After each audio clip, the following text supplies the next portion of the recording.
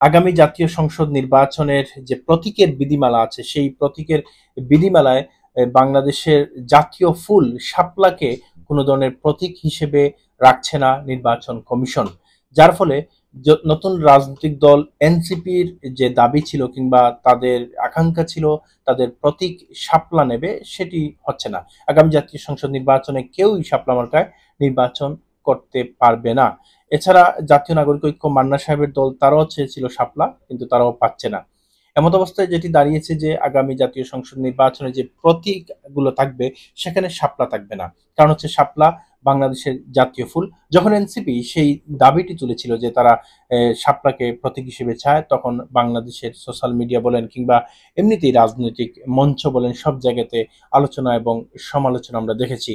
এই আলোচনা সমালোচনার পাশাপাশি নির্বাচন কমিশনের তাদের নীতি নির্ধারকদের যে কমিশন আছে কিংবা তাদের বোর্ড আছে, তারা সিদ্ধান্ত গ্রহণ করেছে আগামী জাতীয় সংসদ নির্বাচনের কোনো দলই তাদের রাজনৈতিক দল কিংবা নির্বাচনের ভোটের প্রতীক হিসেবে শাপলাকে পাচ্ছে না। তো এখন দেখা যাক এনসিপি এটার ব্যাপারে পুনরায় আবেদন করে নাকি কোর্টে যায় নাকি তারা কি করে, সেটা দেখা যাবে। তাদের বিকল্প প্রতীক হিসেবে তারা কি চেয়েছে হয়তো সেটি তারা গ্রহণ করতে পারে, অথবা তারা নতুন করে কোনো প্রতীকের জন্য আবেদন করতে পারে। এখন দেখা যাক এনসিপি কি দাবি করে। এবং দেশের মানুষ, কিছু রাজনৈতিক দল বলেছিলেন যে শাপলাকে কোনো রাজনৈতিক দলের প্রতীক হিসেবে দেওয়া ঠিক হবে না।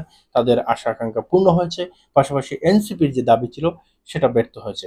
তারা শাপলা পায়নি, এবং যারা বলেছিলেন শাপলা কোনো দলকে দেওয়া উচিত হবে না, তারা জয়ী হয়েছেন। তবে এখানে জয় পরাজয় বিষয় না, বিষয় হচ্ছে নির্বাচন কমিশনের কি সিদ্ধান্ত গ্রহণ করেছে, এটির উপর ভিত্তি করে আগামী জাতীয় সংসদ নির্বাচনে প্রত্যেক রাজনৈতিক দল তার প্রতীক পাবে। এবং যে সকল রাজনৈতিক দল নিবন্ধিত হবে না বা নিবন্ধন পাবে না, তাদের জন্য কিছু প্রতীক বরাদ্দ হবে, সেই প্রতীকেও শাপলা থাকছে না। আল্লাহ হাফিজ।